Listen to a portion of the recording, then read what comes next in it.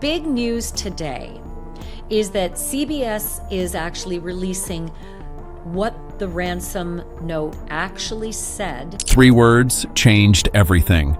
She perished shortly after she was taken. Not died, not passed away, perished. Whoever wrote those words chose them carefully, or perhaps they didn't choose them at all. And that distinction may be the most important detail in this entire investigation. I got questions about using the word perished.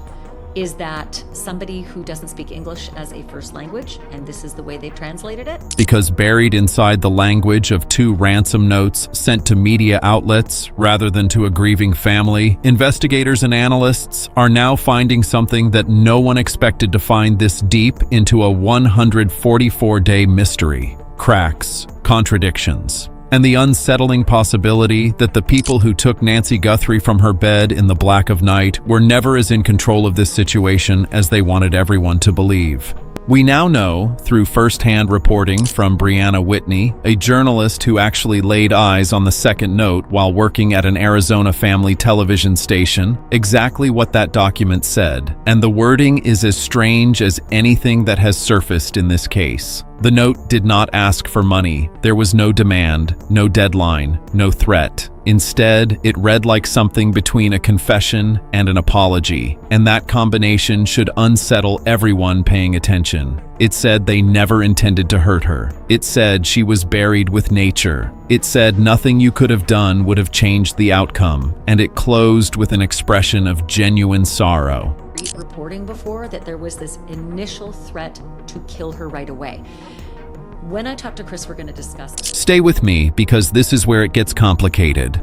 Because you have to ask yourself, what kind of person kidnaps an 84-year-old woman at gunpoint, watches her die, buries her somewhere in the desert, and then writes an apology note to the family and sends it not to the family, but to a television station? That question does not have a simple answer, and the more you sit with it, the more the entire architecture of this case begins to feel unstable. Because the first note, the one received by TMZ and 2 local Tucson stations, addressed not to investigators, not to authorities, but opened with the words, "Hello Savannah, we have your mother, Nancy." That note was not apologetic. That note was aggressive. It demanded $4 million by a specific date. It warned that if that deadline was missed, the price would escalate to $6 million, and then it went further. It threatened to kill her. On day 1, in the very first communication, no warm-up, no negotiation, no attempt to establish rapport or demonstrate proof of life. Just an immediate, brutal ultimatum delivered through a celebrity gossip outlet instead of through private channels to the family. Think about that for a moment, because people who professionally study kidnapping for ransom, people who have spent careers negotiating with individuals who do this for money, say that behavior is almost unheard of. Chris McDana, a retired homicide detective with 25 years in law enforcement, 13 of them in a dedicated homicide unit, and a case solvability rate of 90%, put it plainly. He said you do not go from 0 to 60 like that. Not in a real ransom operation. It's like having the guy on the bridge, hypothetically, and the guy says, I want to talk to my sister. Not when the goal is money. Not when the person you are holding is still alive and her life is your only leverage. In a genuine kidnapping for ransom, the communication goes directly to the family and it stays quiet. You do not want publicity. Publicity means law enforcement pressure. Publicity means the FBI walking through the door before you have collected a single dollar. Real ransom operations depend on silence, control, and the slow building of pressure on a terrified family who cannot risk going public. What happened in the Nancy Guthrie case was the opposite of that in almost every measurable way, and that contradiction has never fully been explained. Here is what we do know about the sequence of events. Nancy Guthrie disappeared from her Tucson home in the early hours of the morning. Doorbell camera footage captured a figure approaching the house in darkness. A figure investigators believe entered the home, encountered Nancy, and left with her. There was blood on the porch, outside the front door. DNA confirmed it was hers. A backpack believed to have been purchased at a Walmart was left at the scene. The man on the camera moved with a kind of calm deliberateness that one former law enforcement source described as not his first rodeo. He came prepared. This was not his first rodeo.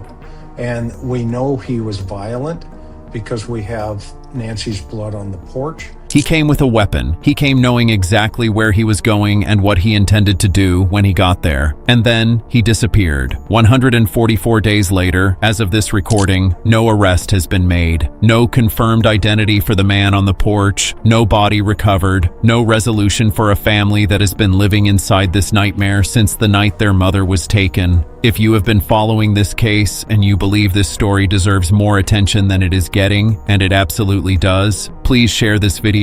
The more eyes on this case, the more pressure on the people responsible for solving it. Because here is what makes the silence of these 144 days so unbearable. Nancy Guthrie was not a random victim. She was not a woman living a high-risk life. She was 84 years old. She had lived in the same home for more than half a century. She was sleeping in her own bed, in her own neighborhood, in the early hours of a Sunday morning. From a behavioral analysis standpoint, that makes her what investigators call an extremely low-risk victim. And that classification carries a specific and deeply important implication. When someone this low risk becomes a target, it is almost never random. It almost always means someone studied her, someone watched the house, someone knew the layout, knew the routine, knew the doors, knew she lived alone. The Apple Watch detail in that first note, the claim that the writers knew exactly where in her bedroom the device was located, only deepens that implication. Whether that knowledge came from surveillance, from someone with access to the home, or from someone within her own extended circle of trust, investigators have a name for the moment those worlds collided. They call it the contact point. And finding that contact point may be the key to everything. The contact point. In investigative analysis, it is the moment, sometimes a single conversation, sometimes a fleeting encounter, sometimes nothing more than a name dropped in the wrong room at the wrong time, where a victim's world and a predator's world briefly intersect. It is rarely dramatic. It rarely announces itself. It is usually something so ordinary, so forgettable, that the victim never even registered it as significant. A familiar face at a community event, a worker who showed up to trim the hedges and stayed long enough to notice which door she used. A stranger in a waiting room who overheard something they were never supposed to hear. And in the case of Nancy Guthrie, retired homicide detective Chris McDana believes that contact point may be hiding in plain sight, in a neighborhood that almost no one covering this case has thought to look at closely enough. Nancy's daughter Annie runs a jewelry workshop in Tucson. The area surrounding that workshop is, by multiple accounts, a high crime zone, high fentanyl activity, transient population, the kind of neighborhood where law enforcement street teams maintain active surveillance because the ground-level criminal ecosystem there is dense and fluid. Within that same area operates a foundation that Annie has supported, an organization dedicated to helping individuals recently released from prison reintegrate into society. Job applications, housing assistance, the kinds of programs that exist because the alternative, leaving people with no support structure after incarceration, tends to produce exactly the kind of recidivism that fills case files like this one. The work is meaningful, the intention is good, but think about what that environment creates in practice. It creates a space where a woman connected to a nationally recognized television personality moves through regularly, surrounded by people who are rebuilding their lives after serious offenses, some of whom have nothing but time and hyper-awareness, skills developed through years of institutional survival, and any one of whom could have been sitting close enough to overhear a conversation they were never meant to hear. McDana was direct about what he found when he spent a week in Tucson investigating this angle. He said the moment you start looking at that area through the eyes of a predator studying a potential target, things begin to connect in ways that are difficult to ignore. Is it possible that someone in that orbit heard Annie mention her mother? Is it possible that someone else added context, that Savannah Guthrie's family, the anchor from NBC, and that in a single, unguarded moment, the financial profile of the Guthrie family became known to someone calculating what that information was worth? McDana is careful not to declare it as fact. He frames it as a question that demands serious investigation, but he also pointed out something that should have happened months ago and apparently has not.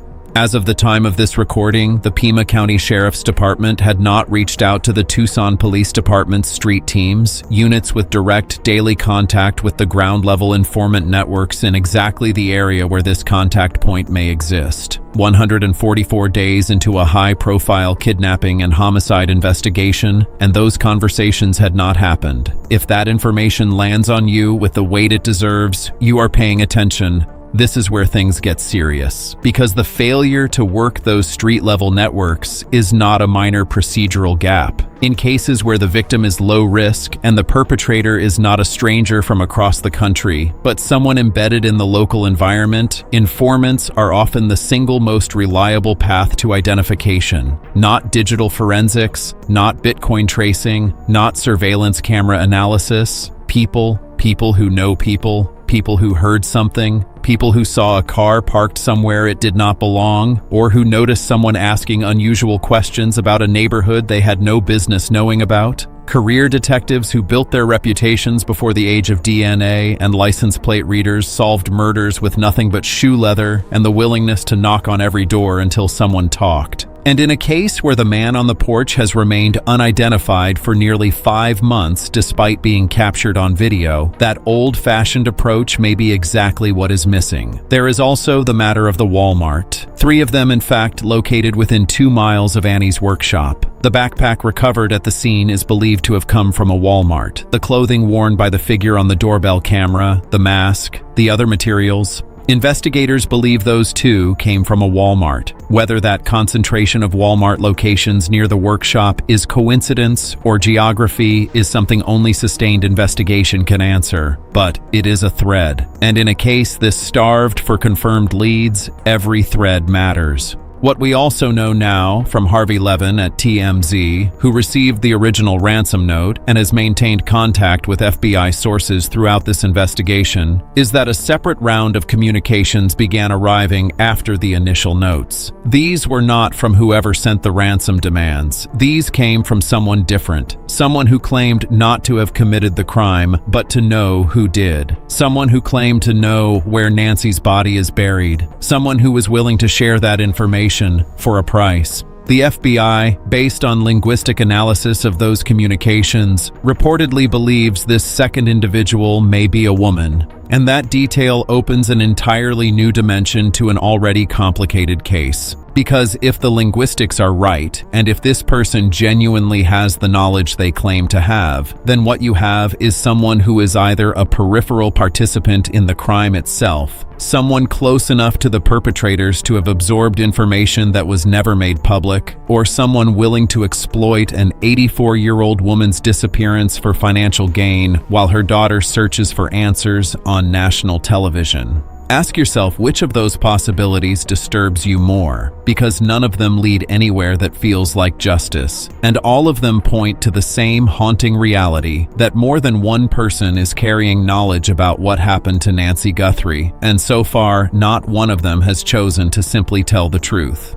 There is a moment in every investigation where the weight of time stops being neutral, where the days that pass stop being simply days and start becoming evidence of something, of failure, of fear, of a system grinding slowly against a case that demands urgency. 144 days. That is not a number that sits quietly. That is a grandmother taken from her bed before the sun came up, blood left on her own front porch, and nearly 5 months of her family waking up every single morning without an answer, without a body, without a name attached to the figure who walked up that driveway in the dark and changed everything. And the longer that number grows, the more a specific and uncomfortable question forces itself to the surface. Not whether this case will be solved, but whether everything that could have been done in the time already lost was actually done at all. The early days of this investigation carry a shadow that has never fully lifted. Within the first press conferences, before the scope of what had happened was even publicly understood, the Pima County Sheriff came forward and told the community there was nothing to fear, no reason for concern. The scene was being opened back up, the search was being scaled down, and to anyone who has spent time studying how investigations either gain traction or lose it, those words were a signal, not of confidence, but of something far more troubling. Because you do not make those declarations when a man with a weapon has walked into a residential neighborhood, entered a private home, and vanished with a living person inside a vehicle that has never been identified. You do not tell the public to relax when the person responsible is still out there, still watching, still absorbing every word coming out of that podium. The FBI never said those things, not once.